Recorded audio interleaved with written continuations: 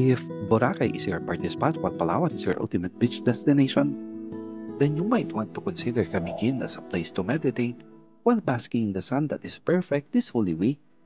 Why? Let's go! Ang Camiguin ang second smallest province sa Pinas. Maraming pwedeng gawin bukod sa usual na beach activity. If you want a peaceful but meaningful vacation, this is a place to be. Binibisita ito ng mga turista at ng mga katolikong deboto tuwing Holy Week para makibahagi sa panaan sa Camiguin. Ito ay isang panata kung saan iniikot ng mga deboto ang 64-kilometer circumferential road ng Camiguin at nagtatapos sa pag-akyat sa Mount Vulcan. Ito ay tinatawag na walkway to the old volcano and Station of the Cross na may habang 1.4 kilometers. Meron itong 15 replika ng Station of the Cross, dyan nagsisilbing pit stop. Bawat istasyon ay may orasyon. Makabuluhan ang bawat yapak sa pag-akyat sa bundok dahil nagsisilbi itong paalala sa dinanas ng tagapagligtas.